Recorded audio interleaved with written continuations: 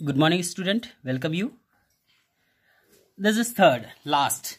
Policy regarding sick unit of the same as the for the private sector. All those lost public sector enterprises. जितने भी public sector loss हो गए public sector enterprises were handed over the BIFR, ठीक, Board of Industrial and Financial Reconstruction के तौर उसको handed कर दिए गए. The BIFR decided to wind up some very sick unit. और जो BIFR है इसने डिसाइड किया कि जो सिक यूनिट है जो कहीं बिल्कुल प्रोडक्शन नहीं कर रहे उनको बंद कर देना चाहिए and revive the rehabilitate some other risk unit, और उसकी जगह दूसरे कुछ यूनिट्स रिवाइव करना चाहिए. There is a scope to convert them into healthy units, और उनको हेल्थी यूनिट में जो जिससे इंटरेस्ट है हमें फ़ायदा हो प्रोडक्शन हो वो उस यूनिट्स को हमें लगाना चाहिए. There was a lot of position show by the workers and employment of units were decided to close down. इस तरह से बहुत सारी there was a lot of opposition, बहुत सारे opposition भी हुए shown by the workers and employees of unit were decided to be closed. जो बंद की जा रही थी तो वो बंद गवर्नमेंट के द्वारा जो डिसीजन लिए गए जो ये बोर्ड है BIFR, तो इस तरह बहुत सारे लोगों ने इसका विरोध भी किया. But so the government of India set up national renewed fund rehabilitate and compensation the worker offer them various voluntary retirement scheme, तो उनको बहुत सारे गवर्नमेंट ने स्कीम भी दिए हैं. And this there were many enterprises which are very sick, जो बहुत सारे कमज़ोर थे, ठीक, जिनसे प्रोडक्शन नहीं हो रहा था. Sick and government is not in the position to feed them any more, government नहीं कर पा रही थी या चाहती नहीं थी कि अब इसमें ज़्यादा पैसा लगाए, तो ऐसी यूनिट्स को जिसको सिक यूनिट कहा गया और उनको बंद कर दिया गया. That is why the government has to take the harsh step closing the unit of after privating fund to them worker for this unit through national reward fund के तौर पे इनको बंद कर दिया गया और वर्कर को भी फैसिलिटी दी गई. अब देखिए यहाँ पे आता नेक्स्ट हमारा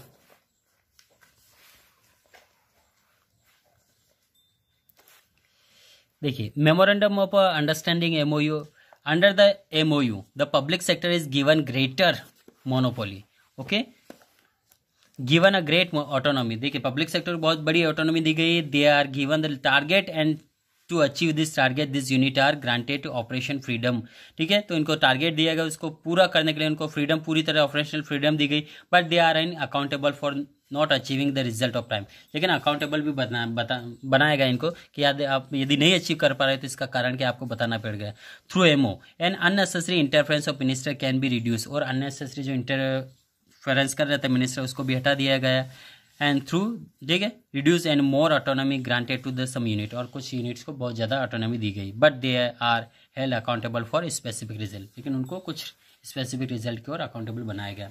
अब देखिए यहाँ पे जो डिफरेंट बिटवीन दिया गया प्राइवेट और पब्लिक सेक्टर के बीच में हम देखेंगे यहाँ पे. First, private and public formation, किस तरह इनका फॉर्मेशन होता है. देखिए यहाँ पे the formation of private sector enterprises involve a long process. देखिए प्राइवेट में बहुत लंबी प्रोसेस होती है. The public sector enterprise can be formed in short period, छोटे पीरियड में इसको फॉर्म कर सकते हैं just by the government decision, government के डिसीजन के द्वारा.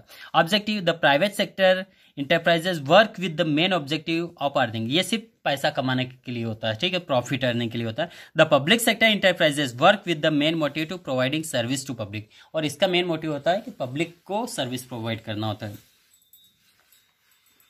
अब नेक्स्ट आता है third, management.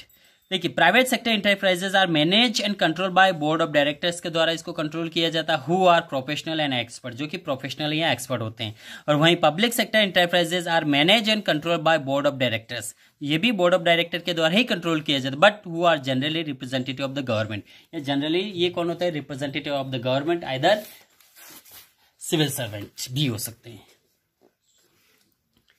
Capital, in the private sector enterprises maximum capital is contribute by the owner और इन्वेस्टर, इसमें जो ज्यादातर पैसा वो ऑनर या इन्वेस्टर के द्वारा इसमें कंट्रीब्यूट किया जाता है.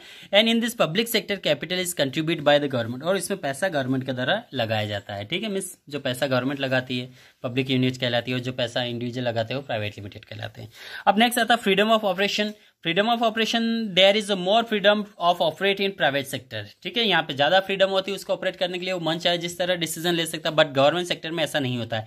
There is less freedom in public sector enterprises due to the political interference, political interference होता है, इसलिए यहाँ पर अननेसेसरी कोई अपनी मर्जी से कोई डिसीजन ले नहीं सकते. अब 6 आता है यहाँ पे next, accountable, the private sector enterprise are not direct account to general public. जरूरी नहीं कि प्राइवेट सेक्टर पब्लिक को अपना पूरा अकाउंट बताए, मेंटेन करे, उनको शो करे। The public sector enterprises are account to the general public as their performance in discuss in the parliament में भी इसका परफॉर्मेंस डिस्कस किया जाता है, क्योंकि गवर्नमेंट सेक्टर है।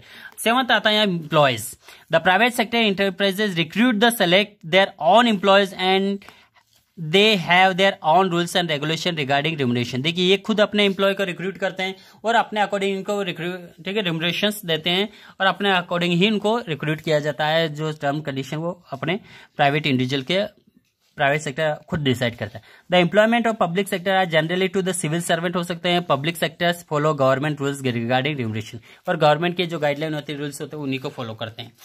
अब लास्ट आता performance evolution. The performance evolution of private sector enterprises is जज on the basis of economic gains only. और इसका हम किस तरह से जज कर सकते हैं? बेसिस ऑन इकोनॉमिक गेन, कि इकोनॉमिक गेन कितना किया ओनली। और इसमें हम देखेंगे the performance in public sector enterprises is not only जज by economic gain but many other non economic issue भी इसमें आ जाते हैं, तो वो भी इसमें इंक्लूड करते हैं। उसके बाद मल्टीनेशनल कंपनी और global enterprises will continue in next part. Thank you.